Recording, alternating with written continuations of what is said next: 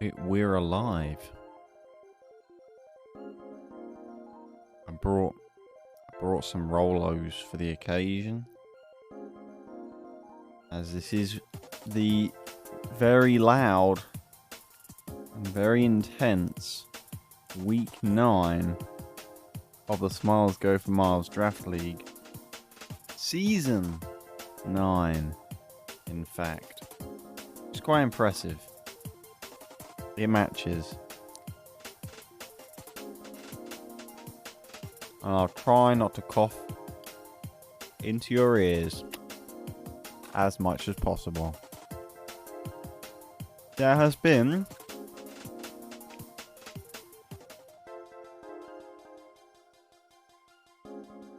a bit of a situation change in this Miles conference, as you will be aware. The major winners, of course, I would say being the Tipperary Torterras and the Entei, who are suddenly soaring up, and the Torterras are, as it stands, in playoff contention suddenly. And things get even better for them as well. Of course, the only losers really are those who have already played Luxray and say beaten them. It's unfortunate, but that's how it is. Because there are 2 other forfeits in the Smiles Conference this week, and you'll see this to play with Pachirisu and the Scunthorpe Scorbunny,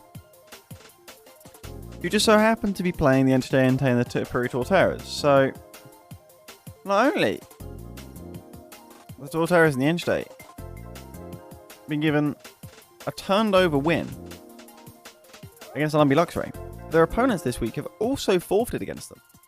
So, if anyone wants to launch an investigation into John and Kat for bribing opponents to not only not play, but to drop out of the league, then I'm completely down to have that question raised, as this is quite the week for them. More so, about 3 times as good as any week can possibly be. But that's that. And because of that, you can imagine the Tipperary Torterras are going to be 6-3. They've gone from 4-4 to 6-3 in 1 week, which is genuinely very impressive. Whereas the Entei have gone from 3-5 to 5-3 in 1 week. Not entirely true. They've gone to 5-4. Yeah. It's kind of mad. So we actually only have 6 games from the Smiles Conference this week. So we just work our way down and then back up the Miles Conference when we get there. So our first game is the Berkshire Blossom against the Scotland Samurai. Most of the Berkshire Blossoms battles you can usually see. There you go.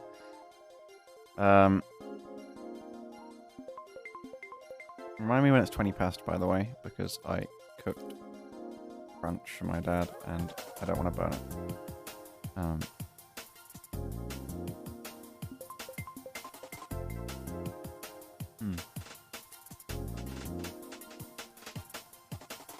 So, the Samurai. This has been a solid season for them thus far. Now is when people are going to start getting judgy. Can they win games like this? Because the Bellossom are looking to try and float themselves up high into playoff contention. And they've got the Sun combo here, needing to be addressed. The Charizard, the Venusaur. On the bright side, Mega Altaria actually makes a fantastic Zard Y switch in, compared to most. So maybe Bella will be expecting the Altaria opener to get the Mega off. Maybe Tekka just won't go for that anyway. Let's see. Charizard opener. It's Bastiodon, who can probably live if it's running sturdy. It lives the Flamethrower comfortably. There's no Focus Blast risk. No need to. Stealth Rocks go up, and the Bastion goes down. Okay. Fair enough. Machamp, Assault Vest, gonna live? It is gonna live? Oh, gets to kill him.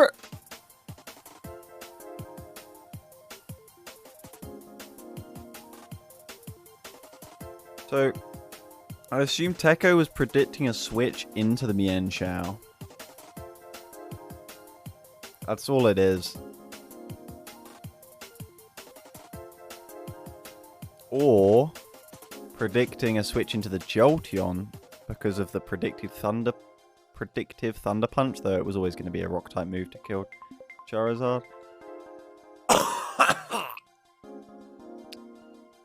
This looks like game to me. And it's gone. That is brutal. Scarf Celesteela missing the Stone Edge, considering just how powerful Scarf Celesteela was this game. Certainly, and Venusaur has no Sun support as well after that. Wow. That's rough for Teko. One, relatively unnecessary, I think, overpredict. But then more importantly, a critical Stone miss. That's unlucky. Because this could quite easily be 6-0 now. Nice little read. Boop.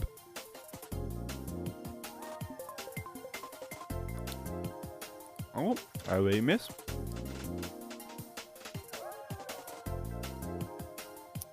I don't think this Dragon Dance can ever save. Because there's a Mimikyu.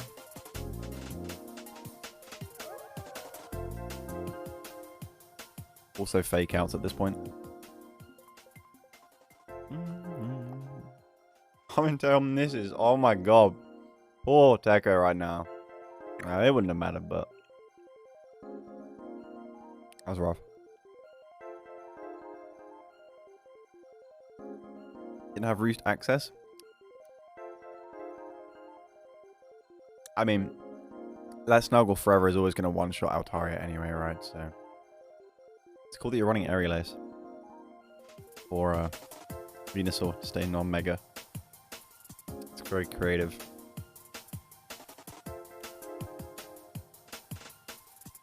How much I missed? Is this the first game? I feel like Harry and Subson are actually like hive mind. I was gonna say Jedwood then, and I didn't want to compare anyone to those. It's like they both appear at the same time. At the same time. It's so perfect. 5-0 for the Berkshire Blossoms is the start. Alright. Well, I have to sympathise with the Samurott there because that could have been a fun battle. Had Stone Edge not missed. Belfast Blazikens against the Tampa Turtwig.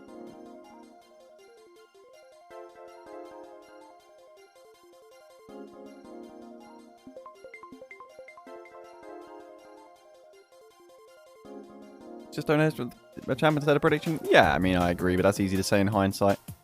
Had Bella switched, you'd have never taken that back. It would look fantastic. There's nothing wrong with that. Okay. So, what have we got here? Weavile for Landorus. It's already not going to be a fun time for Luke. Has he got the answers to Mega Latios? He thinks that Regice might be an answer. It's not. Greninja is the only thing that can really force some switches, but Greninja gets pretty walled by Primarina unless it's running physical with Gunk Shot. So Landorus doesn't really like Aerodactyl. This looks tough. This looks very tough. There has to be some God tier Nihilego plays, probably with a Scarf, in order to win this game. Nihilego for the win, for the upset. Latios opener, why not? Medicham's going to get that fake out off. Any Rocky helmets on the Donphan? Indeed so. Nice punch. Connects. Rocks go up. Are they there to stay? They're basically there to stay. Landorus only really defogging. Got nothing better to do. Goodbye, Metatram.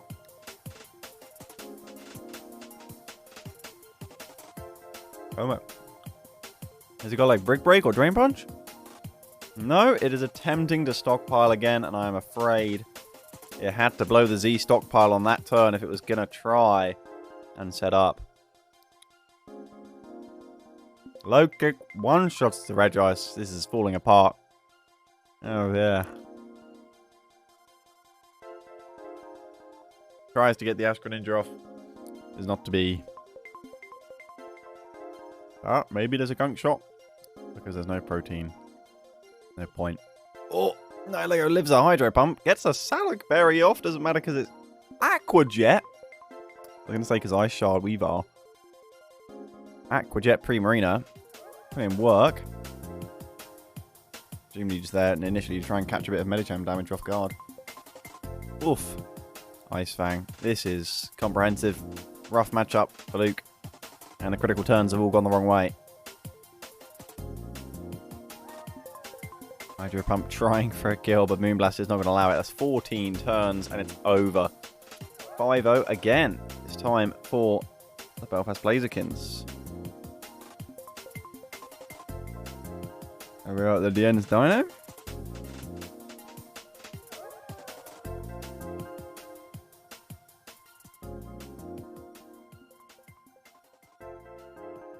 They play the Leytonstone Lickilicky, who were on a bit of a lost streak recently, I believe.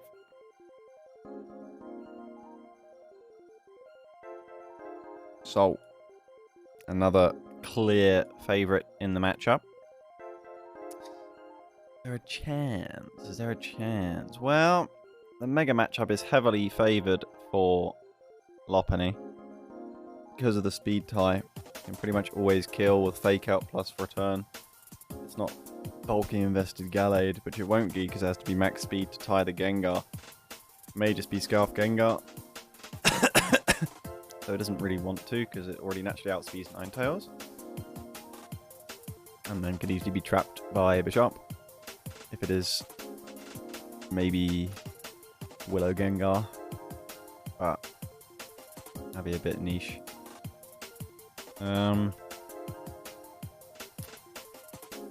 Just feel like this Rotom is a bit annoying as well if it ever gets to come in. Always got a Volt Switch, and there's no happy switch-ins to it.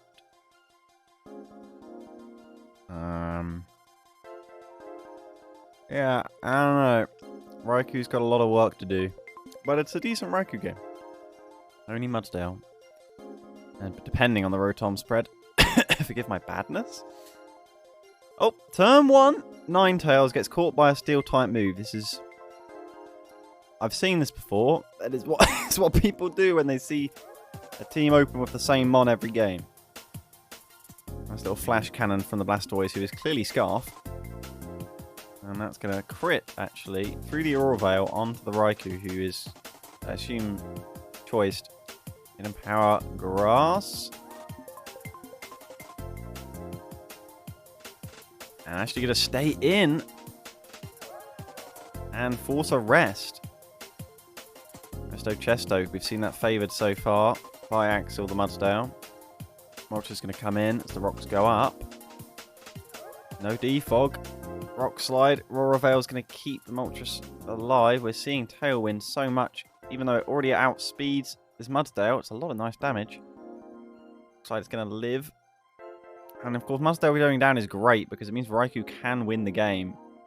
Literally against absolutely everything other than Lopunny. Hurricane's going to connect. Water Spout. But we know this thing's Scarf, so then Empoleon can get the free defog off. It's going to outspeed. Is it Scarf Raikou then? No, it's not. That's, to me, this is a game-defining turn because we know this is Blastoise doing nothing. Water Spout. Empoleon defogs away the rocks. Raikou can come in for free every single time and like free Volt Switch every single time, and it's a big Volt Switch as well. I assume it's Specs. But now these rocks are still up, and Raikou is 15%, and it's in Fake Out range for Raikou. It's critical. And now Empoleon's in to try and defog now, but it's a free switch for Lopunny. And Empoleon's not going to get a defog, I don't think. Oh, it is, because it's Drain Punch. It Toxics, which is fine for trying to kill this Lopunny, but the rocks are the bigger issue, because Ninetales is also so low that it's dead to rocks. So Gallade comes in to force it out. It's only going to work once against the Lopunny. Knock off, crit. No Occa Berry, so it has Fire Punch it can kill. Goes for the Sword Dance, I guess. I mean, doesn't really matter. Gallade can never 1v1 Lopunny now. Anyway, just comes in, sack the Ninetales. No? Okay. I mean, Gallade is still nice for these two. Protect! Bishop! Toxic Protect! Now he sacked the Ninetales. I mean, Flopkey probably predicts. Raikou is down.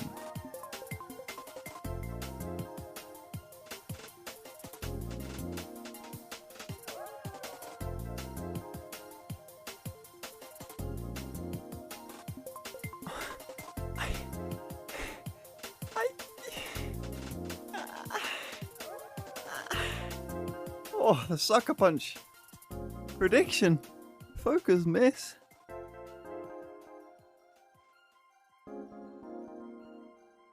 Oh. Ah. Mind games. Another Focus Blast miss. This is brutal. I mean, Flopkey can always sub for free, so he'll always do it.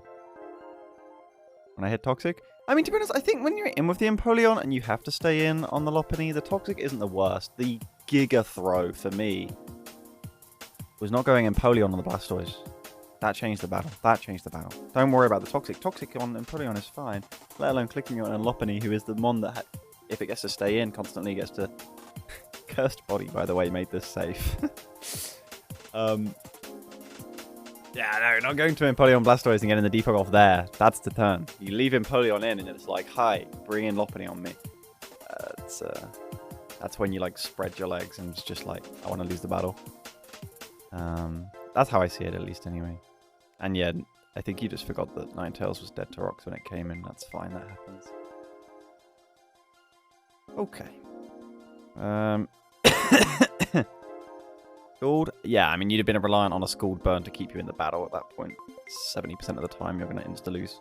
Whereas Toxic's... I think Toxic's better than Scald because... it gave you a fighting chance. It's just the fact that you didn't go Empoleon on Blastoise. That's all.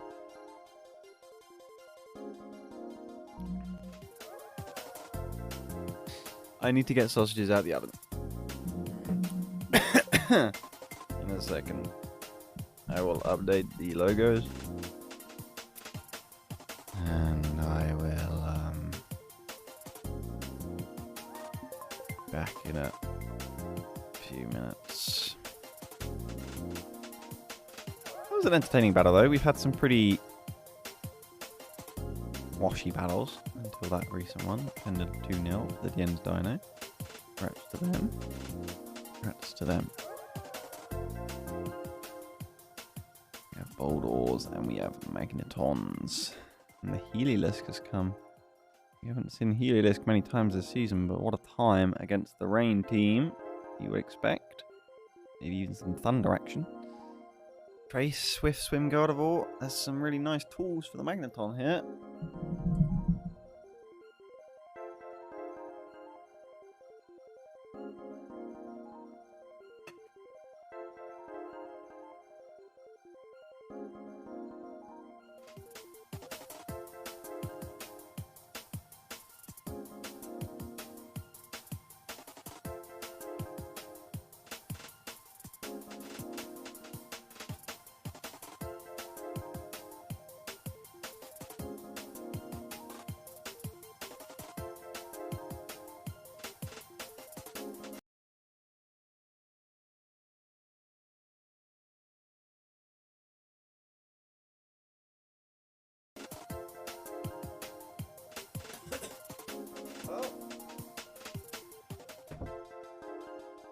I am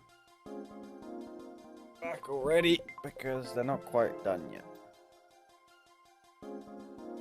Have I done miles yet? No, bro, you can check the VOD. Also, you know it usually takes us like an hour per conference. Dota, I played 2 games today, actually. Morning, which is my first in some time. Okay, what do we got then? We got opening. Jaspy sends out Heliolisk straight away. Grassnot Thread is there. Assuming it has it. It does have it. Isoto turns in and tanks it. Very nice. Ooh, okay. This was a super ballsy turn 1 play by Isoto. Expecting the over prediction from Jaspy. Because we all know it gets Grassnot. But he got greedy and went for rocks. I think he straight up predicted Volt Switch and was like, I am going to go min-max here. I'm going to click rocks. But even if he predicts Volt Switch, he should click Earthquake, I think, personally. The rocks aren't outstanding value this game, aside from the pincer. I mean, they are very valued, but like, killing this thing is a super value. So Swampet's low health, but then Swampert isn't the Wincon, so that's that. That's just that getting rid of Heliolisk would have been lovely for him. Oh well. You turn. Rock's now up on both sides. A Swampert's going to come in. A milk drink. Guess Swampert's getting sacked off here. It's trying for the focus punch. Holy. And it dies, unfortunately. No para luck for it. Throat Chop. Against the Miltank, predicting a switch to Gardevoir, I guess, although it doesn't get Hyper Voice. It wouldn't run Hyper Voice. Thunderwave dodges. I assume it's not running Limber. It's just 90% T-Wave accuracy. Here is predicting a switch to the Aegislash, the Throat Chop, of course. Here it is. How much does it do? Yeah, not really anything. And it's substitute for the Aegislash as well. There's a King's Shield. Any Sword Dances? No. I guess Acrobatics is too core. Has no Sword Dance. And Senor Vamos is always going to struggle against an Aegislash. It's a ouchie Volbeat. And it gets caught with a Toxic. Immediately on switch. Nice from Jaspy. No switch to a Escavalier, punishing that. Encored into the Toxic it is. Not really threatened by anything, though. It might just stay in. Especially because Volbeat cannot stay in. Jaspy's going to win this standoff. Definitely. Cavalier comes in. Maybe taking Shadow Balls after this turn, probably. Yeah. Bop. Boop. And now you got the King Shield substitute game fun. The free King Shield. Might as well use it. Indeed. And as a pursuit, hopefully, from Isoto there, it's probably Assault Vest, so it has no choice but to attack. And Knockoff does not break the sub at -1. What a disaster this Aegislash doing work. Sub King Shield. Leftovers. Sometimes the simple sets are the most effective with Toxic. Disgusting. So brutally effective. No easy means. This looks like game to me. Scald. Begging for... Oh! Big crit. No burn. Burn was probably more important to Isoto than the crit. Just needs this thing not recovering. And recovering it is.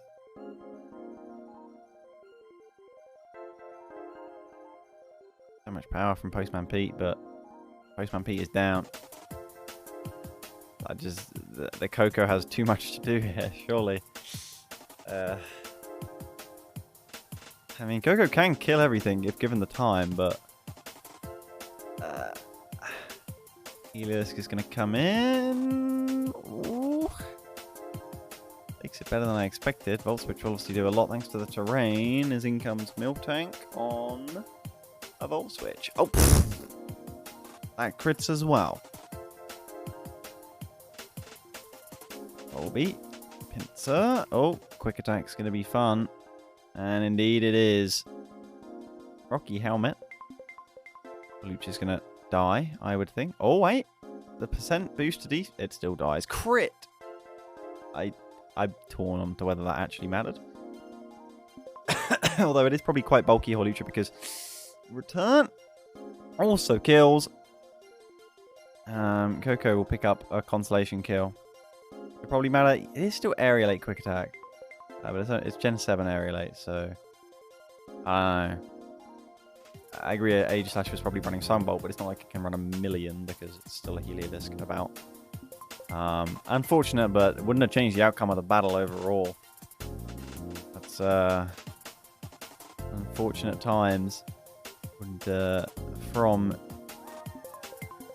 the Vamos gang. Turn 1, imagine this Heliolisk comes back. That's a good battle though. It ends 4-0, and I am going to go for those sausages after this one then. Oh.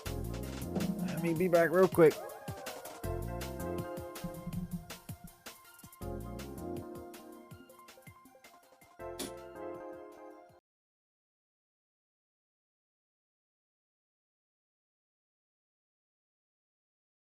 Is a it looked for just a second, it looked like a big threat. But not only is there a Slowbro, but more importantly there's an Arcanine.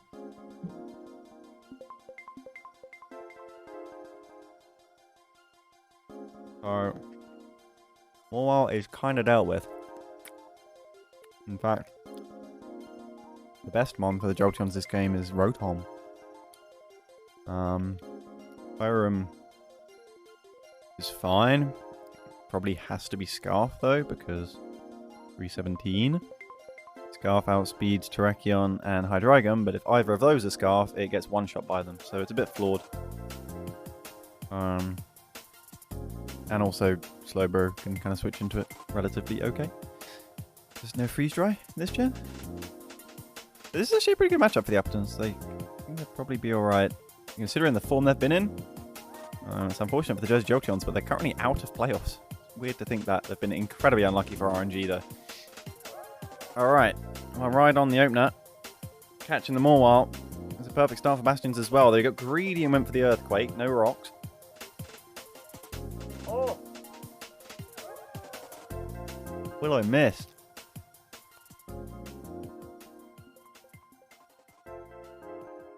No rocks at all. Or just no leftovers. We're seeing offensive Florges again. No, he's got to recover.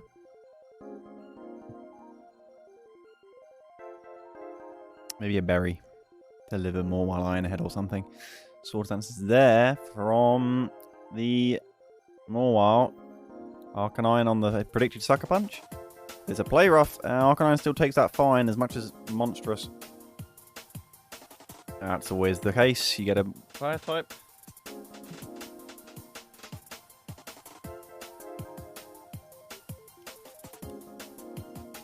Mawile is once again fucked. Here's Rotom. Burnt. Hydro Pump trying to catch out any greedy ride-on switches. Hot switches there.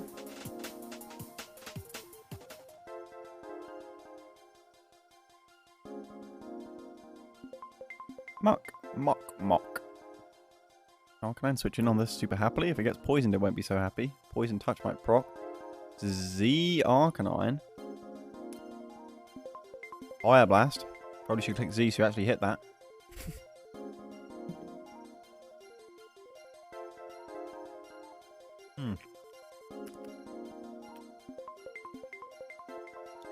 Oh my god, I'm sorry. I need a moment. I've just seen Atch type in chat. This set is hurting my brain. No player gives me more aneurysms over their sets than Atch. Fuck that sentence. Alright, close combat.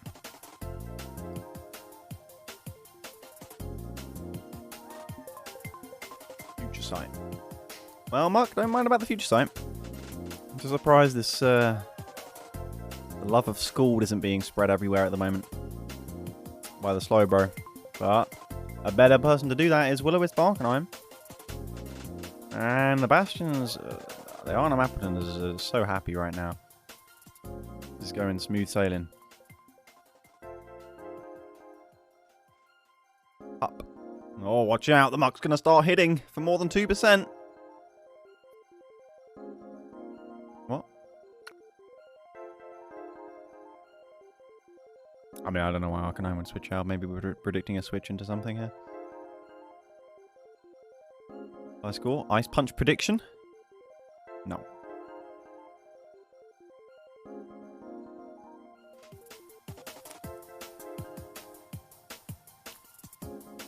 Avalanche it had. Cool. 1 more miles back in. Rhydon Wash, predicting the switch to Arcanine. But this Rhydon just seriously has a Suicide Wish and it just wants to get some damage off. It's just trying its best. What can I say? Pump. Dodge. I mean, this is a strange one, but it's still working out in Appleton's favour. The only one we haven't seen is Kyurem. Cabalion's here, but it's a Cabalion. Oh, it's Hidden Power Fire. Life Orb. Florges. Okay. Well, it's chipped and broke the Ockerberry of Cabalion, but the rocks are up. And I don't know if Florges has defog, so these rocks are going to be... Oh, Wiki Berry, that's cool. Cool. The rocks are huge for Hatch, who's going to have a chance of bringing this up, because the rocks are the only punish for Arcanine, really. They're a huge punish. Right on in to block, and then probably another switch to block the Hydro. But this might be a bit predictable, and if Hatch is in this, he'll Volt Switch anyway. He doesn't, he Hydro Pumps. And Rotom is on its way back down. Takes the Future Sight as well, but it lives on 1%. Oh.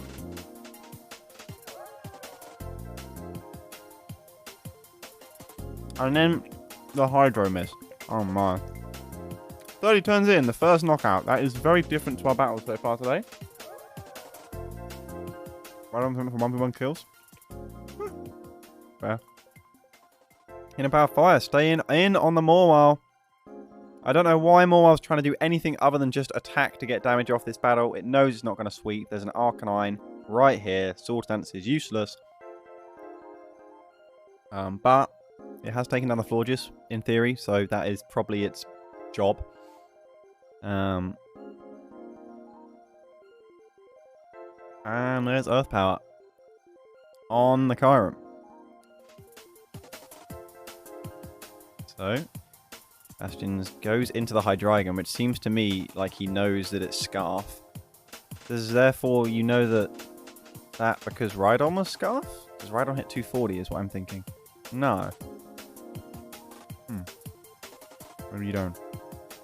I mean, you would assume it's Kyurem Scarf anyway, just because of the matchup. It's just why you confidently go into Hydreigon. Draco tanked. Future Sights keep on coming. But the Kyurem is the threat here. Didn't really know it was Scarf. Yeah, fair enough. Oh my god! Oh my god. Does that win the battle? Right there?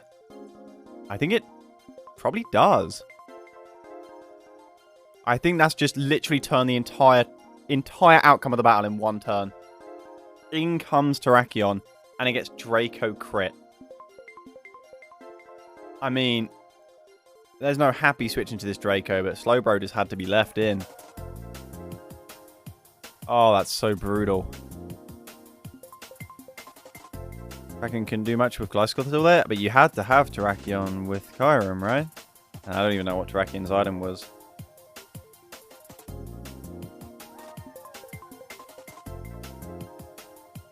Oh, the Poison Jab will poison.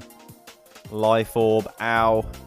Poison, ow. This Hydreigon's going to die in about half a turn from damage adding up over time. Oh. Oh. Kyurem just cleans up. Well, I guess it can't beat Slowbro if it just slacks off. But then Gliscor, if it has Toxic, will stop that from being a thing.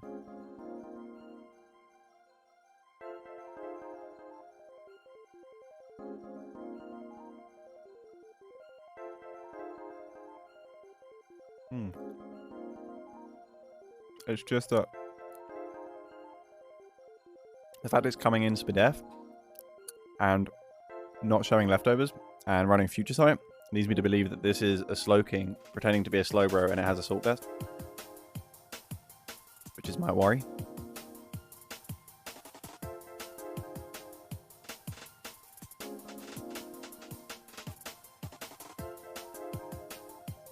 Draco kills the Gliscor. But again, Kyurem is the fastest thing left right now.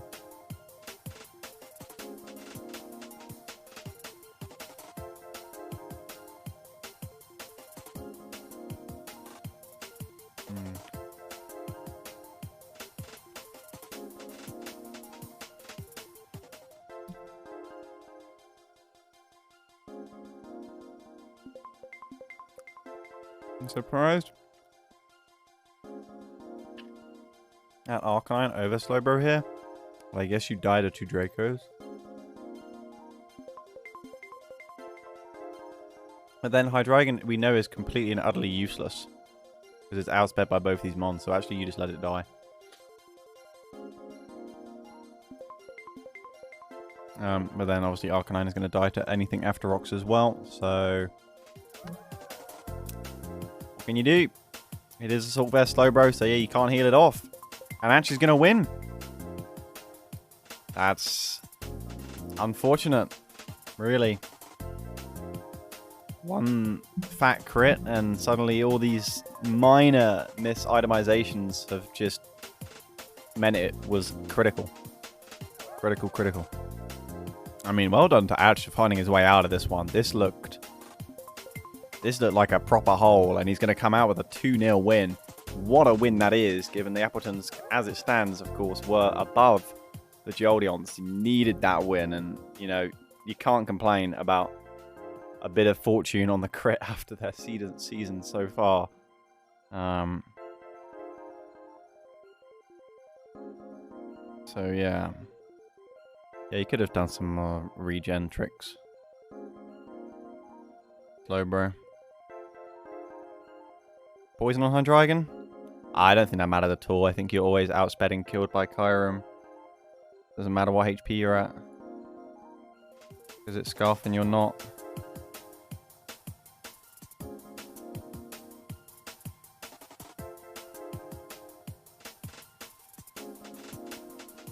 The crit is absolutely... was crippling for you. Really. But then I expected it not to be switched in hard on a Kyurem. More that you could, if Kyurem killed something, you could come in. Then, I agree, Gliscor still kind of chefed Terrakion to an extent. Not if your Sword Dance though.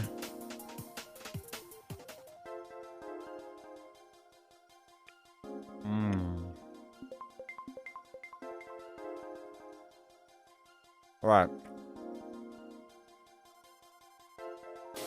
So this is, as it stood at the time, top versus bottom. Wailords against Ludicolo. We did this while in the same voice call with each other.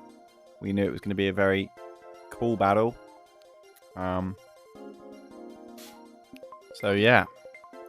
Misty Terrain, unfortunately, for the Ludicolos. Does stop a lot of the status shenanigans they've had at times, mainly with Dunsparce. There's no belly drum fun for Azumarill, I'm afraid. It's outsped by Finny and killed. Rotomote, a scary mon, and certainly Rotons with Charge Beam do give me bad memories. No boost the first time for Rotomo, so that's unfortunate for Supergrass. Let's start to build up the attack. And had it have got that extra first Charge Beam hit, it would nearly have killed Momo. And there's Garchomp doing a significant amount to Finny. It's a lot of attack on that Garchomp. But Toxic misses, not that the miss really matters. Misty Terrain stops, again, status conditions, so... realizing that and then going for Earthquake instead. Could maybe have picked up the kill on the Finny, had he have just non-stopped Earthquake. Totalazzle comes in and picks up the kill instead because Loop says, can you just stay in and let me get a kill? So I did. So then it's Diggersby to come in, knowing that I can't die to this thing from this range. as it continues to try an earthquake. It does live on 1%, which is very cool. There you go. He's all in. Does get the pursuit trap, but it's not enough. Before Ferrothorn comes in and starts to try and see things out. We've seen Fire Blast before from this Dunsparce, but knowing I would predict that, Luke goes for the Body Slam. It's just unfortunately that Andala's also immune to that. So, the Scarf, the Flamethrower, ends up cleaning up, and it is a 21 turn battle. Why it beat me out, that was never said. Sorry, that was never said. Luke didn't ask me for any kills that battle.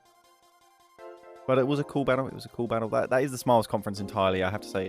It's a bit disappointing because of the 2 forfeits, but those things happen.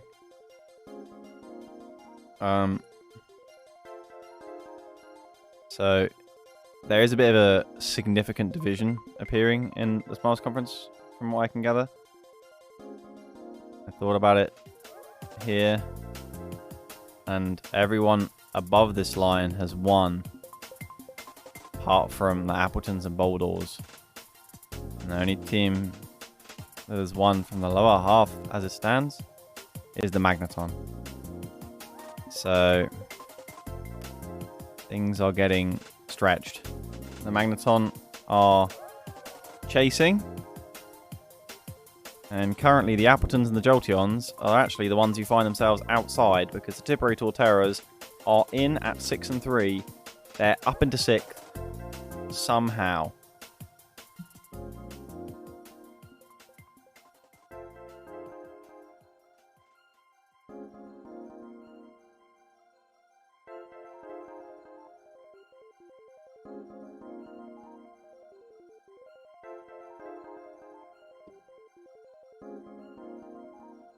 Yeah, we were saying at the start of the stream, John, you managed to go from 4 and 4 to 6 and 3 without playing a game.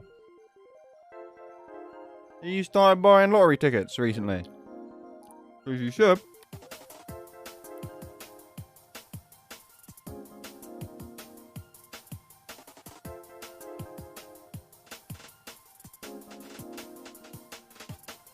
And what a turnaround for the Entei as well, who were, at a time, before the events of this past week, bottom. At a time were bottom of the Smiles Conference. They're now 7th.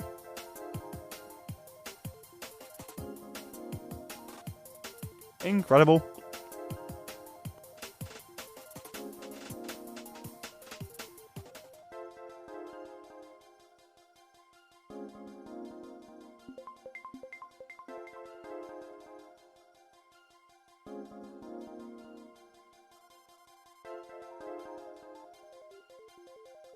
Who would have predicted I win 2 games? Oh, I've got you winning more than 2 games, Luke. You better pump them numbers up.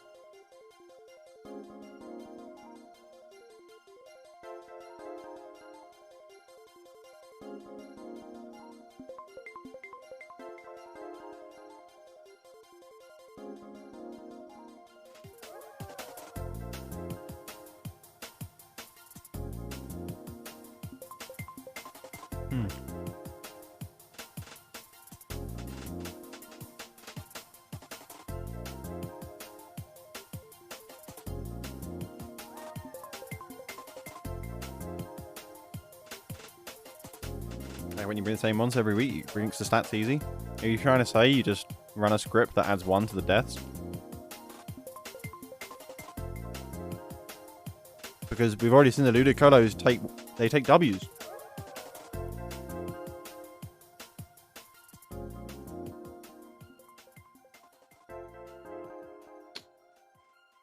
The Torterra's on a 3-win streak.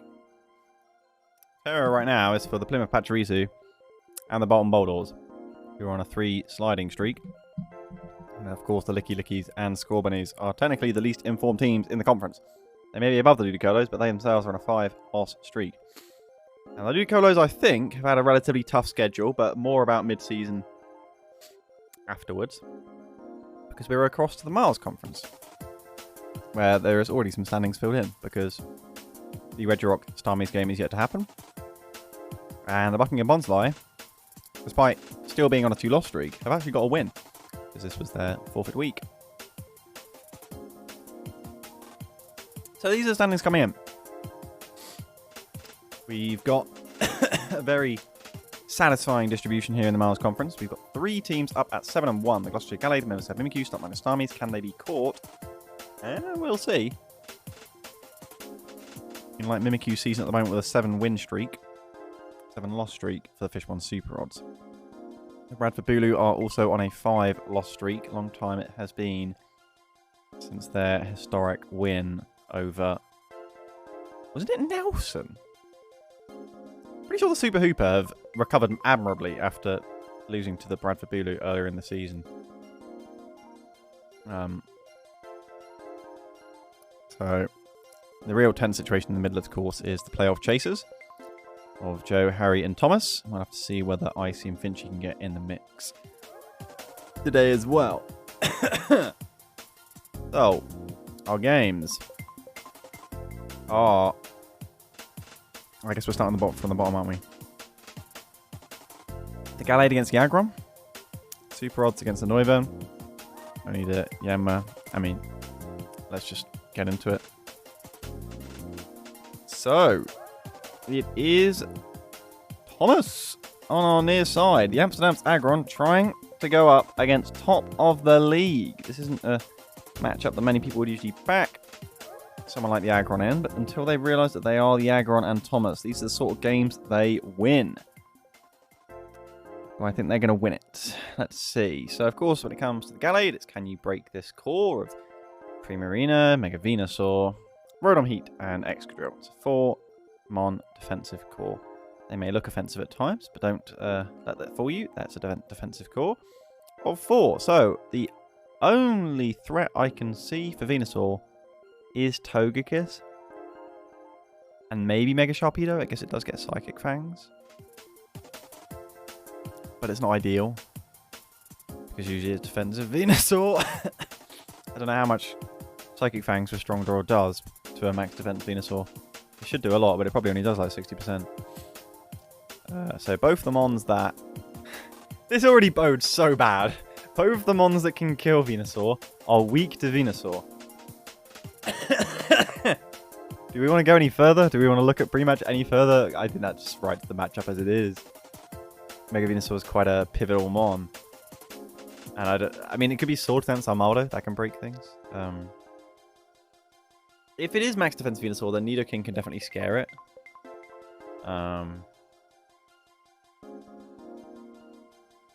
Weavile is a bit of a threat, to say the least. I don't think that this is going to take some incredible Thomas miracles or RNG. I don't see this. I just don't see it at all. Magic Coat to reflect Sticky Web. Well, so Subson ends up looking like an absolute cock there, expecting Thomas to do anything other than hit because he's an alpha. So Bug is going to continue liquidation. Oh, crits for 42. What a massive turn. There's a chance. I wonder if it's just going to click Synthesis. Yep, it is. The Sticky Web goes down. Leech Seed. What is Bug doing? Tries to Leech Life. Not sure about this. Trevenant's going to come in. Alright, Trevenant is the mon for Venusaur, apparently. Get Sludge Bombed. Substitute. Alright, well, it's probably going to get broken again by a Sludge Bomb. Or just Rawed out, which means it now has no berry. Oh, a lovely raw set from Subson. That is cool, raw Venusaur. And it has destroyed Treant. It has absolutely destroyed Treant. And oh god, no, this is getting depressing. Nidoking is in. How much does it do? 40%.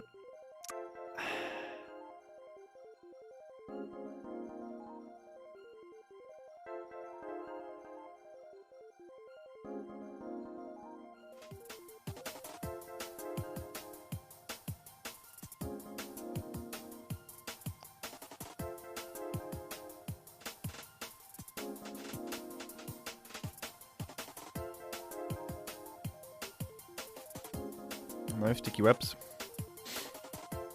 Honestly, kind of overkill. I don't think Subson needs the webs gone to win this game comfortably, but we'll see. Sticky webs are back up. And go on, Bug. I think Thomas is genuinely playing for the defense drop from Liquidation. But it's very optimistic. Oh, plant has been poisoned, I'm afraid. Any harvests? No harvests. Okay, it's just not dead this turn because synthesis. Curse! That's very cool. But Venusaur will switch out. So Togekiss comes in? Surely that would have been a better time for Nidoking. No, sorry, this is a big turn. Let me go back. So you've cursed the Venusaur, so you know it's going to switch out, because at this point almost anything can break it. You either go into Sharpedo, predict the switch, and just click Crunch going out while you get Speed Boost, or you go into Nidoking because it scares everything. You don't go into Togekiss, which all game you know is going to be walled by Rotom Heat. There's nothing Togekiss is ever going to do to Rotom Heat unless it's running Toxic. Or Ancient Power. Maybe we'll see.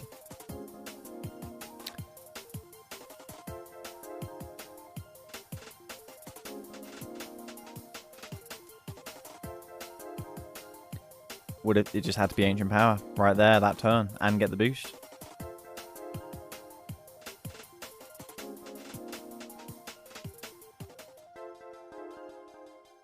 Does anything truly wall Togekiss?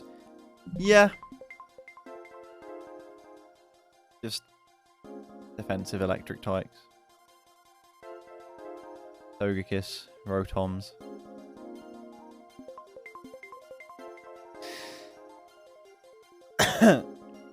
Stone Edge. That is taken very well by Togekiss, it has to be said.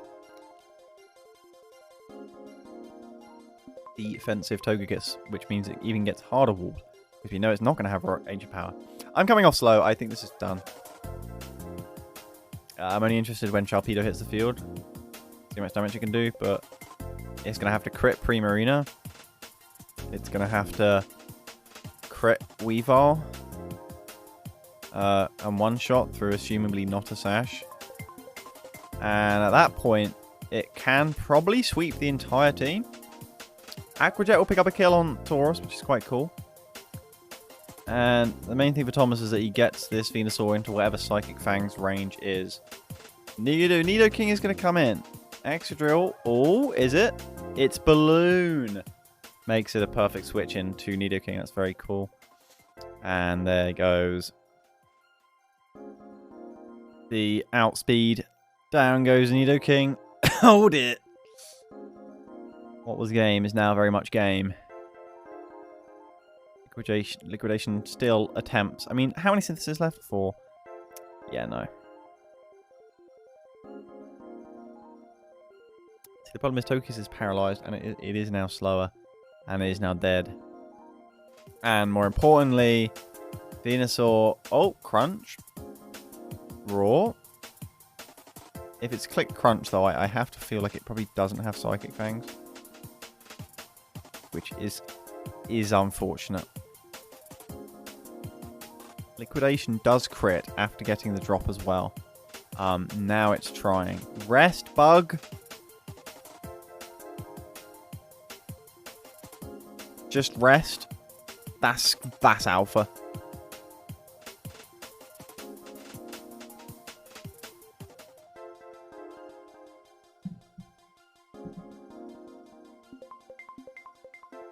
Low kick one-shots. No protect on that Sharpedo. Well, wowzers. It's 5-0 to the Gallade. They have a Mega Venusaur. Would you know it? My favourite team are up, though. It's the Fish Pond Super Odds.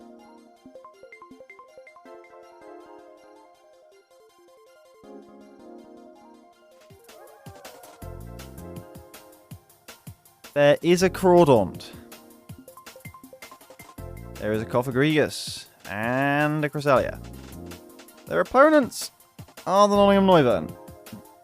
They will have seen these events. They will probably be greatly reassured by them.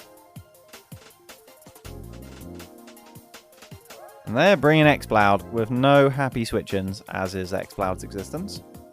Zeraora, rather speedy, though there is an Electivire. They can know you each other with the blocks. Mawile does, of course, get shat on by Mega Aggron. So, it's not like this matchup is actually particularly great for Levi. I mean, the Delphox gets pretty much walled by Cresselia, though Cresselia cannot respond in return. Gliscor is annoying in theory. Crawdaunt has no issue with it. And it has no issue with Decidueye either, if it can outspeed it via Dragon Dance or Trick Room. So actually, I think this is a fantastic matchup with the Fishpond Super. It's potentially one of the best I've seen all season.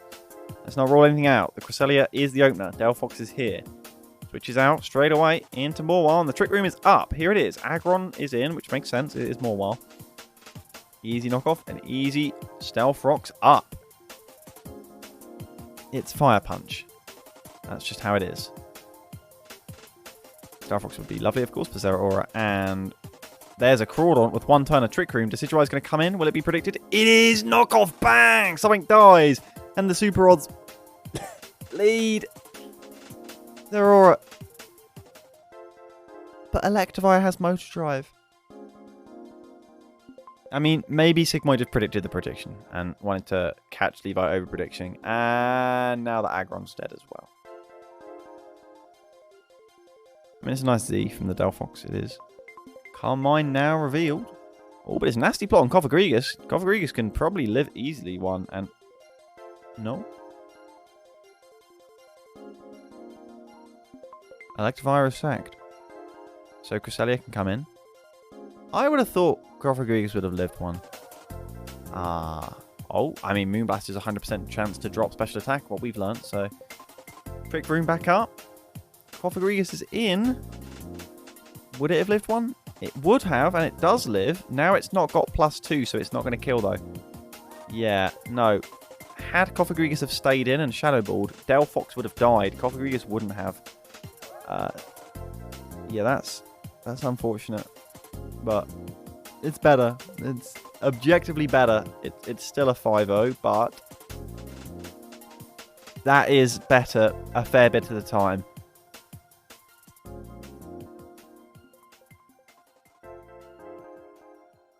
There is someone who had a very close battle with the Super Odds, I do remember, early on in the season. They must be absolutely kicking themselves because every week it seems like they lose out on Mon difference. Harry? Oh, the Ponyta. Yeah, that'd be fine there. The Yorkshire Yanma.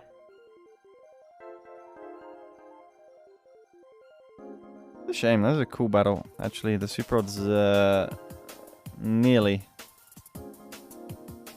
tipped things. Well, they had tipped things for at least a couple turns. So it was kind of cool. Yanma and the Ponyta. Right. The Yanma actually come into this in quite good form. It has to be said. The Ponyta won't be happy to be playing them right now. We've seen the Eel. The Eel is a marvellous answer to the likes of Raichu and Coco. Potentially one of the best. What an Eel game it is. Garchomp against Garchomp. One of them is Mega, one of them is not, which means the non-Mega probably wins on speed. Yeah, Garchomp's not too happy being the Volt Switch blocker, has to be said, in this particular occurrence. Arcanine is very sad because it's only there to deal with Mega Pinsir and Tangrowth. Doesn't like anything else, but that's okay. As for Yanmega, that also is there to deal with just Tangrowth. Because it's never going to be able to outspeed anything else without a lot of unusually generous turns to set up the speed boost. So it's not the easiest team to play into the electric terrain offense that we see out of the Ponyta. As we see a turn 1 Earthquake, Sugar Berry, so that it lives, and a Hidden Power Ice in response. Garchomp already fantastically low. Predicting a switch to Tangrowth, doubles back into the Mew. Lovely play by Icy, gets the Toxic off. Is a knockoff, does a lot of damage. That offensive Assault Vest Tangrowth. Thought you might stay in to set up some rocks. Chooses not to. Klefki comes in instead, maybe to set up some spikes, but it has been leech seeded. Now Eel backing on the double, expecting a switch to Coco, I think. That's also going to get knocked off. Tangrowth doing so much work. As Garchomp comes in, I can try and block a Volt Switch. But it's U-turn, though that Rough Skin, having your Eel down at 63% before you've even seen the thing that you're meant to be a switch in for is a amazing situation for Harry and a disastrous situation for Icy. I don't like how this is going, but a Prankster Magnet Rise, will it do anything? Yes, it was Earthquake from Garchomp, no rocks. Wow. Well, that is cool. I thought rocks, given that there's a Yanmega, but no. Calm Mind is there, but Volcanion is too. Maybe Klefki lives one. Steam Eruption predicting a switch. It's going to live. Does it have anything? Hidden Power. Ground. Of course. Is it going to be able to live with a Calm Mind? Maybe. I don't think it's going to live a close combat. We can get a bit of damage off. Oh! That's still basically no damage, but it is a fair bit of living here. Klefki's a threat right now. Tangrowth is going to come in. And a crit. This Klefki is a huge issue. It's going to get another Calm Mind up.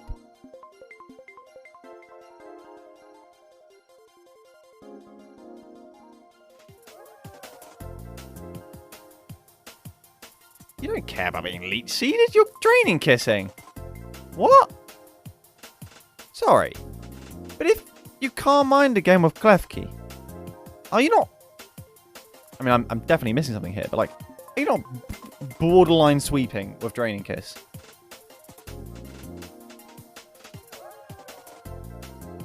I don't think it's actually going to sweep, but like, it's going to do so much damage that it's going to be unrecoverable for the Ponyta. I mean, maybe fearing the Tangrowth knockoff? The Tangrowth... Earthquake? It doesn't really want to get leech seeded up and knocked off of its leftovers. I know that, but like... it can do so much damage. It's not pranks the Draining Kiss, of course. It's not like it's triage, but... it's still a lot of work. Hero Magnet Rise is still in play. Well, it isn't. It ends this turn. Right? Yeah, so it was this turn. I don't know. That's wild to me. I mean, Icy knows something we don't, that's for sure. Harry's completely got away with that, though. Now that Coco is in, and it's Coil in potentially... I mean, it's always a good Assault Vest Eel game. Bring Assault Vest Eel every single week, but this is one of the best Assault Vest Eel games I've seen ever. But if you think Rest Talk Coil is the way, then okay. So be it. It could have been. Not impossible. Oh my god, look at the recoil. And you use Fileblitz, and you do actually take more damage than your opponent. Fileblitz plus Rough Skin plus Life Orb. And the rocks do go up from the Garchomp now that Yanmega is coming in. Outrage will be lived. Is it Hidden Power Rise on Yanmega? No, it's gonna live the Bug Buzz. But it will go down. Protect might give Garchomp a chance to switch out because it's going to pop Confusion. You already knew you'd be faster than it. You may as well have clicked Bug Buzz. I don't get this Protect. Spider gets a kill anyway, so free speed boost. Take that.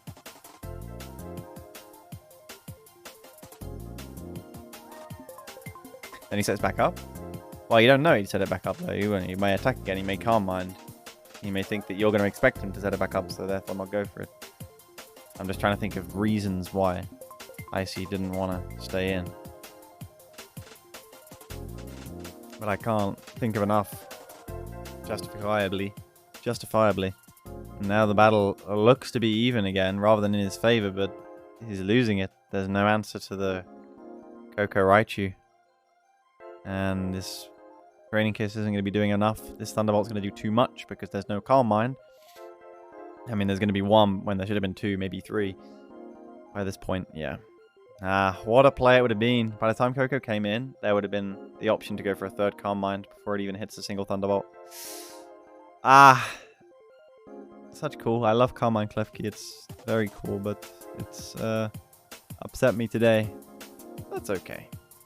These things happen. And the Coco Raichu is going to come through. We haven't seen, like, a single upset today. At all. Apart from, like, Magneton against Boldore. That only outstanding result.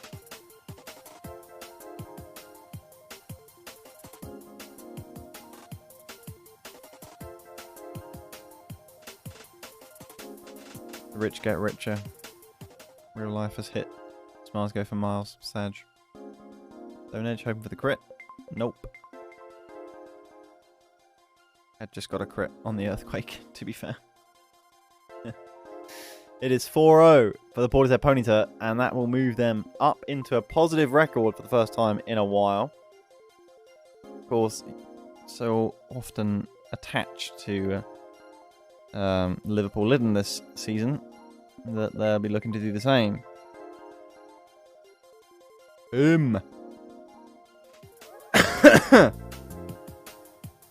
Oh god. The Mimes. The Mimes have been having a good season. Tangent Yeti here. The Heatran. The Bulu. Our smiles go for miles. Lan attendee. Objectively, Tim. Has he got the tools to try and give us an upset? Well, he has got a Kyron Black. That's pretty terrifying always. And yeah, it does kill like everything with the right moves. Apart from Ordino, to an extent.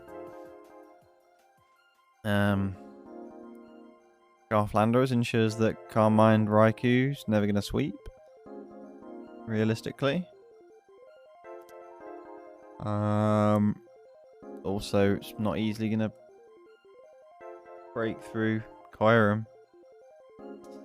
Houndoom is cool as an actual answer to Celesteela. Crocodile is actually the bigger threat to basically everything, but there's a Aromatisse, and if it can tank it, it can tank it, and then Tim has got the tools he needs. So we'll see. We'll see. Yeti is going to open with the Raikou. Maybe trying to catch an early Landorus. Maybe it's Scarf Raikou as a bait with HPIs. No, it's definitely not. He's going to try and sub up turn 1 because it's a Rotom. Is it just going to get to sub Calm Mind? Yeah, baby. Yeah, it is. Volt switch into what? Because if it's got Hidden Power Ice, it now just kills. It's got to be Metagross. If it's Assault Vest Metagross, it's probably fine. Another Calm Mind from Yeti. This is really greedy, actually. Pop.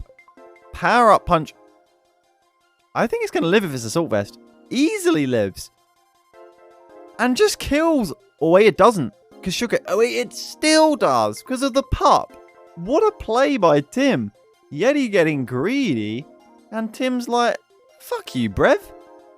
Gets more bullet punch damage off. It's perfectly played by Tim, it has to be said. And doesn't really worry about the knockoff Moxie boost because it's almost always Scarf Crook and he can just go into Aromatisse.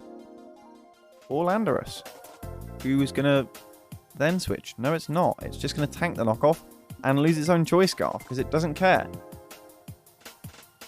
And probably just didn't think that Crook was actually Scarf. But you know what? As a bait, trading your Scarf to kill Crook, to keep it in, so that you can kill it, actually pretty nice. Fusion Bolt, does it kill? It one-shots. And Celesteela's down as well. It's suddenly 5 versus 3 for the Bradford Bulu. Here's Ordino. Gets Fusion Bolted for 48%. What's an Ordino going to do? Thunder Wave? Okay, fair enough. That's actually a problem because Heracross can now outspeed it. There is the Mega Ordino. Fusion Bolt continues to come through. No craps given. And does Ordino have Protect? We've seen Yeti get greedy sometimes. I bet you it doesn't have Protect. That's why he switched out. We've seen the greed.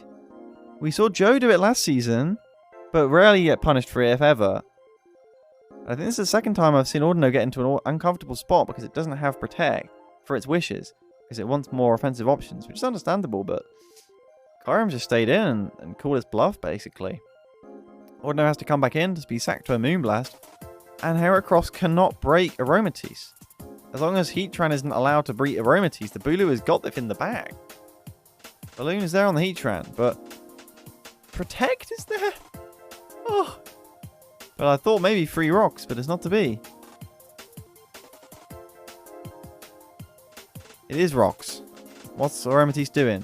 Wishing. I thought it might have been Moonblasting to pop the balloon for Landorus, but apparently it don't care. Landorus is going to come in anyway. It don't care that there's a balloon. It wants to dodge the Earth Power and get that wish off, baby. Does it have superpower? Is it just going to U-turn first? It is going to U-turn. Houndoom trying to bait the fire type move. Unsuccessfully, but does block the hidden power ice. And Yeti, it's a desperate hidden power ice. Black hole eclipse is there. And it crit one shot. This is not Yeti's day. This is not Yeti's day. Close combat will pick up the kill on the Houndoom. The Moxie boost will be there, but there's a Landorus, there's an Aromatisse. It's wraps. The Bradford Bulu are going to get their second win of the season, ladies and gentlemen. And the Mimes, after all this momentum steaming into playoffs, it's a big hiccup game for them. Massive performance there. Just shutting down the Raikou, and suddenly there's always a mess from there. What a dub. You know, I'll be even better than that. The Cotswold Clefairy against the Merseyside Mimikyu. My hopes are now officially up. Oh, yeah. Well, the Cotswold Clefairy, with the very respectably strong draft, it has to be said, have had the tools to win most games. At times it looks like they have, but things have really not worked out for them. Though they are coming off of a win. They did play the Super Odds last week. So they have got the momentum. They have the Aselgor for the Latios. And, in theory, the Kartana. They have one Dragon Dance, the ability to turn their Charizard into an absolute terror. But the Hoopa is more terrifying because it kills everything. But it has to be Scarfed. And it gets covered by other Scarfs. So, that's interesting. Also, Flash Flyer Flareon stops Flare Blitz spam from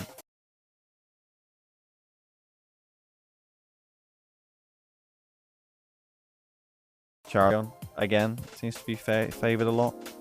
Has the ability to Flare Blitz destroy this Florges and chonk the Rotom with Facade. So why not keep bringing it? Tom Fan Opener. And it's the Hoopa. Never an easy one. Oh, big Dark Pulse all the way to 1%. Does it flinch? It does not flinch. Knocks off the choice specs. Crikey, the specs. I mean, that's massive that then allows the Focus Blast that actually steals the Rocky Helmet. Lovely Hoopa time. Thought it might have Thunderbolt and stay in to kill, but it did not. So did Lisa. She switched out to scout it. But instead, Rotom's going to pick up the kill with Hydro Pump, which had a Passo Berry. Did Tremors. A great start for Joda. In comes Latios. What's it going to kill? Florges. Okay. Bye, Florges. Oh, it's actually running Psychic, not Psyshock. Elisa does not want to make Latios look broken by running mixed offense to break Florges and Rotom Wash Core. Because she's like, I'll do it with my fiery dog anyway. Fluffy. Yep, it has the Toxic Orb. There it is. So who wants to switch into this? Because I don't even think Rotom Wash does, unless it's max defense. Hello, San's going to try. Is it Rocky Helmet? Ah! That's a lot of damage. It is not Rocky Helmet, it's Leftovers. F. Flareon is going to claim a soul. Rotom Wash, actually, on another Flare Blitz. Ow! I mean, Fluffy will absolutely take those dents. Alisan really should have been sacked off there. It's not like he's blocking any Volt Switches. There's no Electric type, no Xurkitree today. Belly Drum is there. Here comes the Slurpuff. Is it a Will-O-Wisp? Because even then, it's not a Will-O-Wisp. Hydro Pump into range. Unless we're going to see some Sash Unburden Aselgor, I think it's going to come down to Oh, Palisander's a cool switch to block any, yeah, Drain Punch heal. It's going to come down to whether Charizard can live. Because obviously it can stay unmegged to resist Play Rough, but I think Elisa will probably expect that. And just click Return or Drain Punch. It's going to Mega, which will help. And it is returned. Does it? It does live on 2%. And gets the kill. Will die with the Flare Blitz. We're down to a 4 versus 3. Alright, Florges is the opener here against Kartana, who was always going to take the free opportunity to switch in and pick up the kill.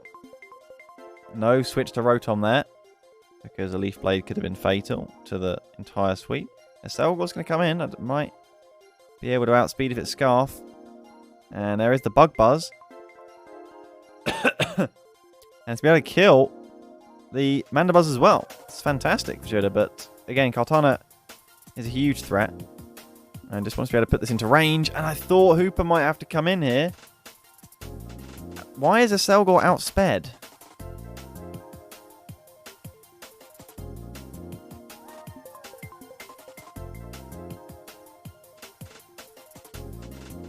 Have they decided to give Latios 450 speed or something?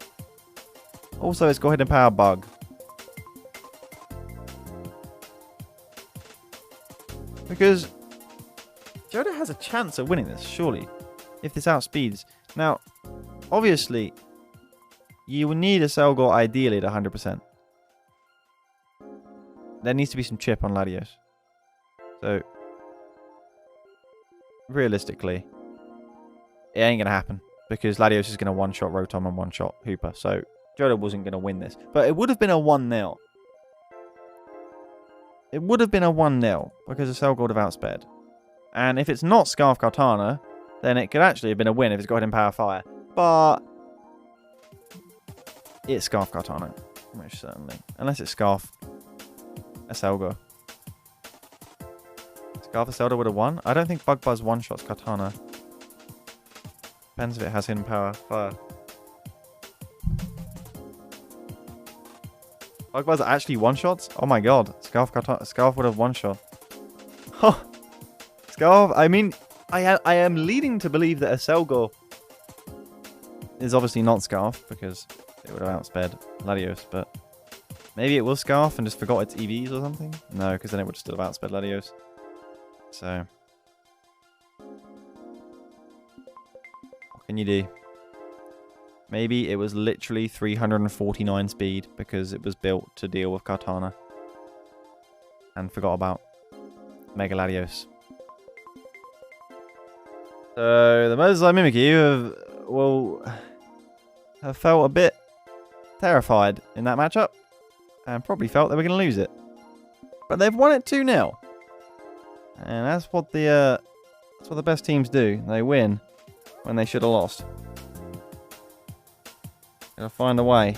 And if that way means outspeeding your Aselgor with a Mega Latios, then that's what it is. It's unfortunate for Joda. It's a fantastically played battle.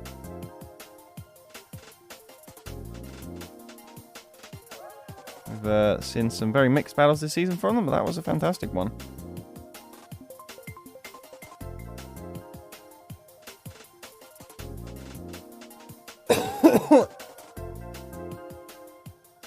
Alright. Return was 94% chance to kill Charizard. That's funny, actually.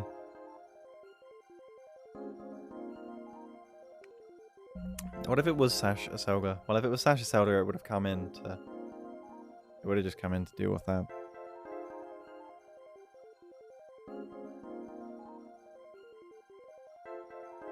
It actually was Sash Aselgor, but it didn't come in.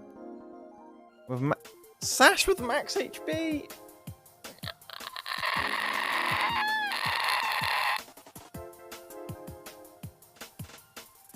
It's fine. Smile.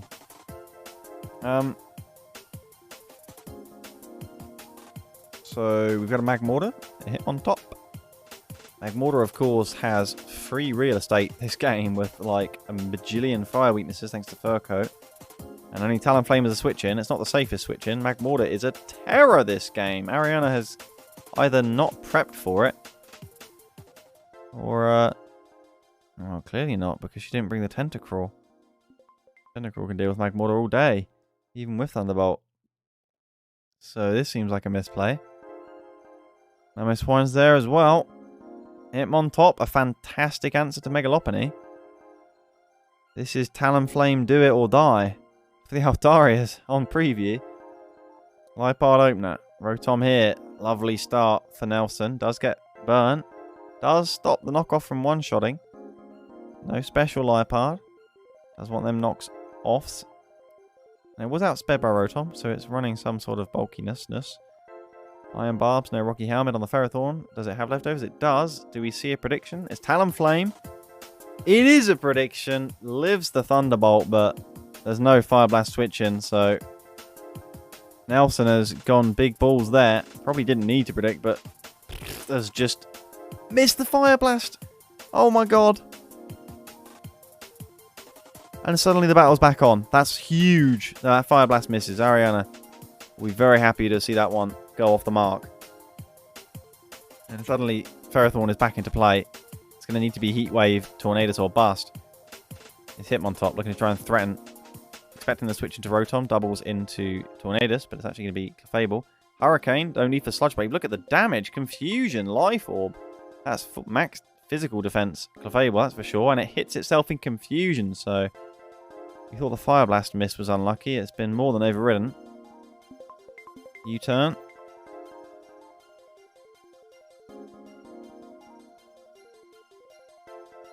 As there is the Z parting shot. Healing up the Clefable. Big fake out from Hitmontop. You can see why this mon has such great KD. Calm Mind is there. We're seeing a lot of Calm Mind from the Clefable. It don't care. Is it just Encore? No, we see Thunder Wave. Double Calm Mind. Is it now just Encore? Does it have Encore? No, it has Trick. Oh, but it's not. It's an Iron Ball. It's not a choice item. Of course, because it wouldn't have been able to click Trick that turn. Iron Ball plus T-Wave. Now Slowbro, as this poor Clefable is struggling to move. Slowbro is the correct mon of terms of ones to sack. Lipard's going to come in. Therefore, getting tired. And the Regenerator may as well be used. U-turn. And it kills itself with Life Orb. Okay, that's smart. But the Calm Mind. Mamoswine is here. How much damage does it do? Ariana switches out. Honestly, I think you just stay in and do the damage that you need to do. But Ironhead was going to do a lot of damage. Surely he was going to live. It's just the flinch chance with the para. Not ideal. But if it's not Sash Mamo, then that means a dead Mamo. And then Tornadus is still looking like it's got the clean up hit. We've seen how much damage it can do. It can probably still Hurricane here. It hits. And it gets the Confusion again! 2 Hurricane Confusions in one battle. Oh, goodness gracious. I mean, Clefable was never going to be able to set back up. Return is there. A lot of damage. Substitute attempted. But it ain't going to be able to successfully break through.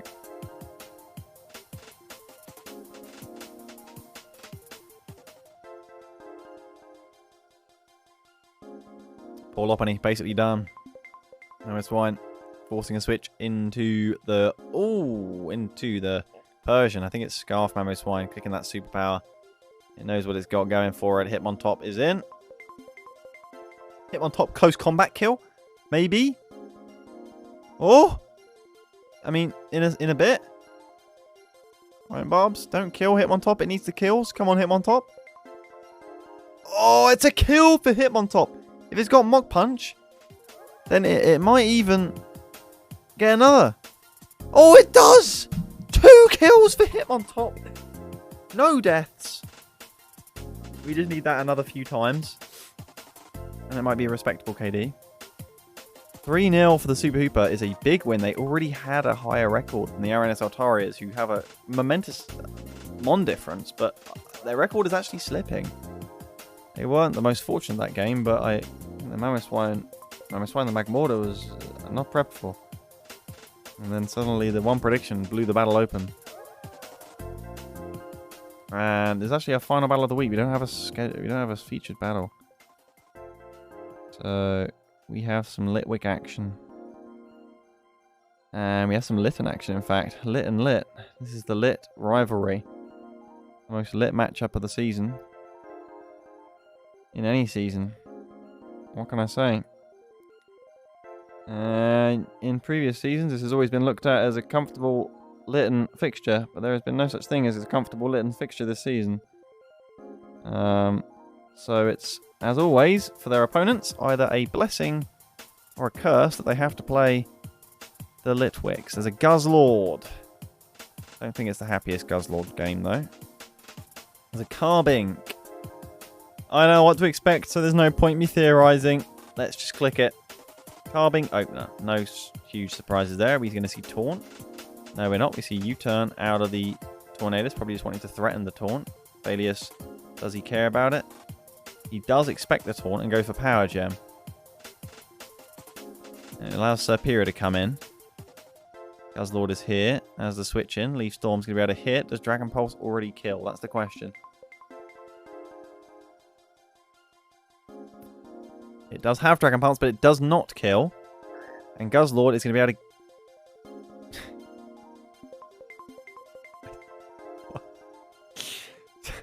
Is it a misclick, Phalius? Or... I probably just hoped it didn't have Dragon Pulse, I guess. Right, well... At least the start of the battle has gone right for Joe. It's this is the sort of break he needs. Fake Out is there. Mega Medicham. Bit of a threat, but it does probably just get one shot by Leaf Storm, I gotta be honest. Calpunch is gonna come in. I think Phalius has realised that. Leaf Storm misses. Seen that before. Of course, it does still outspeed, but it's not going to be able to one-shot now unless it has hidden power. Oh, it's Scarf Galvantula. Joe just wanted the damage off, but he's not going to get any off. Right, okay. Magnetons is going to come in then. And does just Hurricane. Doesn't get the confusion. He's not Nelson. Now all the rocks go up. This is big. They do go up. This is still okay. As weird as this battle has been for Phalius, I think his Guzzlord play has been saved by a Leaf Storm miss here. Trick Room as well. Counteracting the Gallade. Getting a huge Moonblast off. And Gallade has been just turned over. Reuniclus is going to come in. Do we see a Greninja hard switch? Shadow Sneak does a lot of damage. That's just a kill. I feel like, honestly, Greninja had to be a hard switch here because you need Gallade for Galvantula and Medicham. But I guess you kind of don't when you have Tornadus. Buzz is there. Faster Roost because Trick Room. Pup. Blastoise. Physical Blastoise with like Waterfall and Aqua Jet and Ice Punch.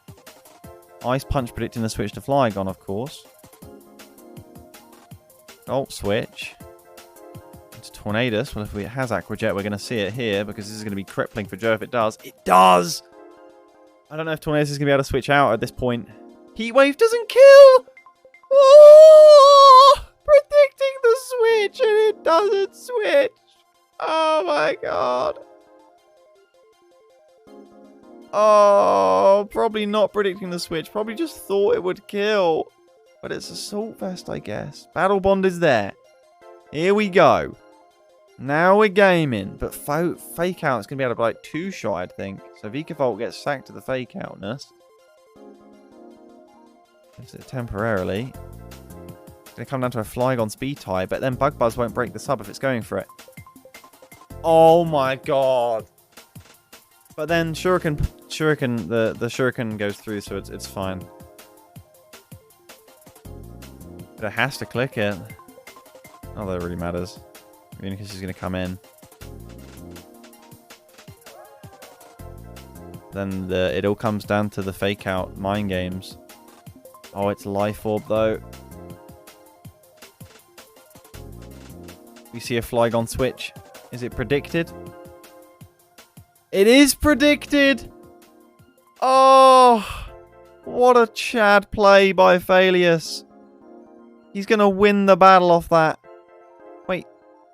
It's Scarf Galvantula, of course. It didn't matter. Wait, it did matter because it needs to be able to not just click Hidden Power Ice. That is a massive high jump kick to win the battle from Faelius. Wait, it could crit.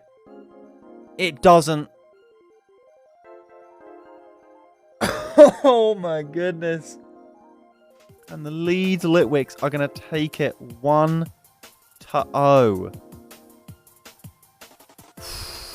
What a 50-50 call by Faelius. That's wild. And to think that if that Leaf Storm hit earlier in the battle, that wouldn't have even been an out.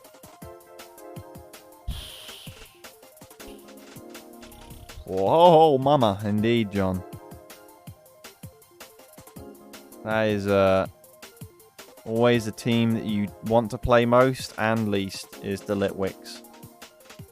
Truly the most beatable and losable fixture ever. And that strikes again here. The Liverpool Litten just cannot bring themselves back positive. It is actually a curse. Now time to VOD squad. No, it's not. Because standings and things about mid-season-ness. Yeah. So the standings in the Miles Conference are... Okay. So, reminder, the Starmies and the Regirock are yet to play. The Regirock could go to 4 and 5, but they'd still get 12th at best. If they lose, they'll stay in place. Whereas the Starmies, a win would likely take them above the Mimikyus and back into second. A loss, though, would likely keep them in place, but a terrible loss could see them slip below the Hoopa. So, things are absolutely kind of getting stacked up here. The Bonslies are very happy to be sitting and chilling where they are for now. The Noivern, it's a nice win for them as well. It's a 3-win streak, second most informed team in the league, alongside the Portishead Ponyta, who are at 5 and 4, but still can't get back into the playoff club based off of either alphabetical or head-to-head, so I can't remember if this fixture happened. Crazy stuff here. The Miles Conference and the Litten and the Aggron are still finding themselves indeed on that outside. Though poor Joe is negative record, but he's still positive Mon difference, like being 5 and 4 and having 14 of it. Impressive. And for all of the Bradford Bulu's fantastic wins, it doesn't really move them anywhere. They're still in 16th. It is alphabetical. It is alphabetical. Okay. So the Mon leaderboards had a bit of an update, of course, because of games become voided in the past. So Kartana is now at the top. Raikou, one of the few Mons brought 9 times, is up there as well.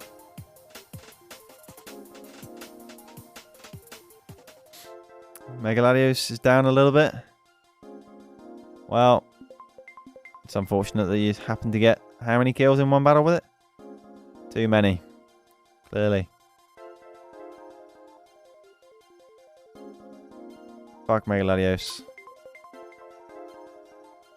Where's him on top?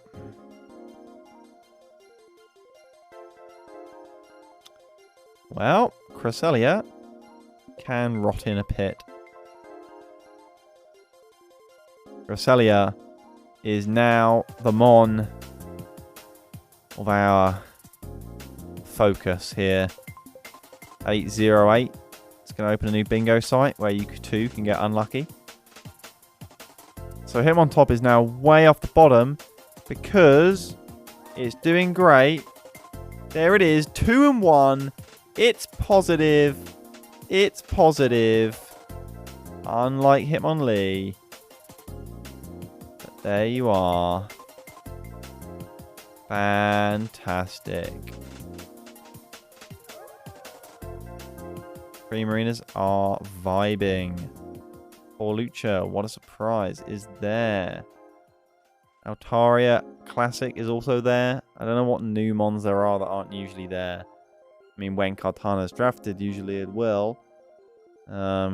We don't often see Raikou or Manectric this high. Salazzle we do. There's nothing surprising here. Really? I mean, a Ferrothorn being there, possibly. So yeah. Chatot's place? I mean... 2 in 1. Yeah. So... I just need to do something for us here, because I need to get a sheet out to you.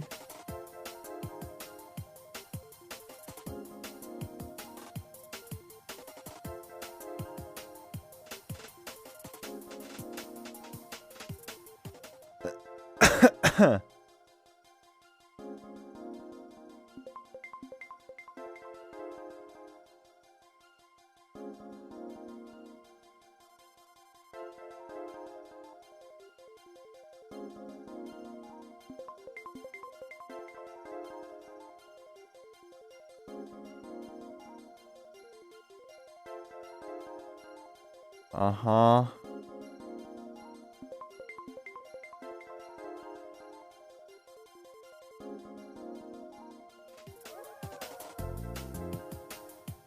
Okay.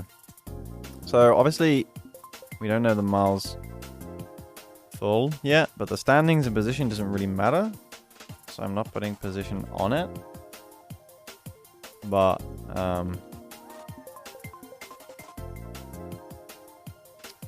I am putting record, and putting Mondiv, and I'm putting streak, and I'm putting the remaining fixtures of every team for you there to see, because I think that's probably the only sort of information that you really need. So that should be pretty much good for you. So this is, can I show you it at this point? Probably. Here you are. So this is your present in the middle of the season that I want as many people to do as possible. This is the mid-season power rankings sheet. And you'll see the title of the sheet says in brackets, make a copy. So the way I'd recommend doing this is, well, yeah, first you have to click file at the top. Then make a copy, this button, copy it to your drive. If you want, you can do your ranks like this. So obviously I think the #1 team is Bradford Bulu. Then it's the Leeds Litwicks, yada yada yada. Then the worst team is it's the Gloucestershire Gallade, let's be honest. So that'd be 34, the bottom team. Bear in mind that based off recent news, I must now change this instruction to 34. You can then do it like this if you want. Number them and then data sort range. Like this. But I would recommend, the reason why I've done it like this is just so you can grab the side of the screen and drag them around like this. It's a lot easier for you to do it like that. So obviously I'll fill this in when the Regirock Starmie's fixture is done. I will release this to you so that you can get going. Now that when I can fill these in. Obviously the bye games, do factor them in. They're a free 3-0 win, as you know. I implore you to think about people's remaining fixtures, because I don't really want a bunch of power rankings that are just sort range by current record and just do things as the standings are, because how the standings are right now is almost certainly not how they're going to end. When is this getting done? I need you all to do this like today and tomorrow. The more time I have, the better. The game is meant to be having today. Because otherwise it's too late and it gets forfeited, barring an exceptional reason, which, to be fair, the Regirocks do have. Just so much disfortune that there's been a lot of kerfuffles this week when I really need... This is the one week I want to be as smooth as possible, but it's been the opposite. Yeah.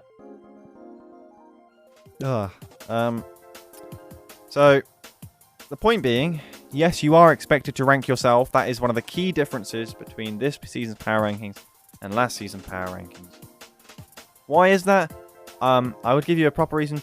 I just don't really know, and I think it's weird for me to give you this sheet with every team on it and then just ask you to put yourself at the bottom and not put yourself in. It's just another instruction that I can't be bothered to follow. And frankly, a more complete data set means that you can see how close your average was to the actual position you end up getting. But bear in mind that the highest and lowest power ranking, as always, for each franchise gets deducted from their average. But I will call you out and make sure it's known if you are the person who put yourself highest, so that you will look like a wanker, or lowest, you know, up to you. And if you are putting yourself highest, then you know what, fair enough. If that's confidence, that's confidence. But if your power rankings are clearly a meme, then I will still read them. I will still find them content. But if they're so clearly a joke, per se, I won't disrupt the averages with it, because ultimately we're curious about how people power rank each other's teams. And interesting, because they can be in any order. You don't have to go smiles, miles, smiles, miles, miles, miles sort of thing. You might think that one conference is better than the other. I mean, it's probably less about the individual conference and more about just the teams in it based off what you see. This isn't like you're necessarily predicting. Whilst we may look at see who was close to overall power rankings at the end, we're not going to have like a best power ranking sort of thing the same way that we'll have best predictor from the start of the season. Does the buy count as a win? Yeah, so it's a 3-0 win. You can update that to show on your end if you want. Who did Flupkey lose to? He lost to Adge.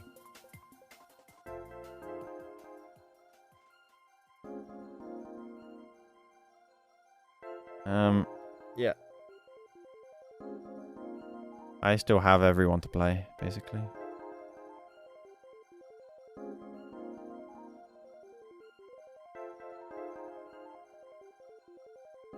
So, like, I may be the only unbeaten team, but I still have so many tough games.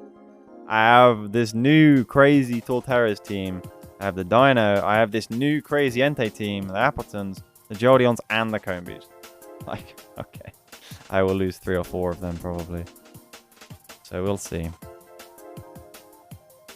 I will send this link in the Draft League info channel. I will ping you all, and again, the sooner you can get it done, the better for me. I just need time to process this. It takes a lot of time to make these, and I need over 48 hours because I will be working mostly non-stop during that, while also somehow getting myself euros and other currencies and packing and doing the other thing that I forget what I need to do. I need to do something. So yeah. Do have a look at your schedules, but not just schedules. Effectively, you're ranking the teams based off how good you think they are and how good you think they're playing. So it's just interesting, you know. But again, I can't give you this yet. I mean, I can give you it, but like I don't want to because it's not complete. So yeah, the instructions. Hopefully they're clear. Smiley face in chat if you think it's clear, and I've done enough yabbering. Hi to the VOD squad if you're still watching. Sad face, Subson. What is it that's not clear? I like the table contents. Yeah. Again, I don't recommend doing it with the typing ranking. Just drag it around. That's the reason why there's a gap, because otherwise if you dragged Aggrons from the top, they'd drag a black line with them. Can you give us a screenshot instead? Oh, yeah. You can just screenshot and send it to me. That's completely fine. I don't need the sheet. But yeah, if you are going to share me the sheet, please do click the share button in the top right. Don't just copy the URL, because that don't fucking work. The amount of people that did that at the start of the season pissed me off. Pissed me off because it was my fault I let it happen. And it was an oversight. But, you know, you'd think the share green button would be for sharing. But then it turns out people don't live their life on Google Sheets like me and Lisa do, which is weird. And I don't know why you wouldn't do that. So yeah, it's fair enough. And that's everything. Exclamation point Discord. Exclamation point merch as well. You know, frankly, if you don't have merch, what are you doing other than waiting to see whether you win this season? Which is fair enough. So, I'll see you on Saturday evening. Assuming we have everything, which we should. And assuming I've not died. Yeah. Saturday evening, which is only 4 days away. Fuck. Well, it's only 3 days away. Yeah, I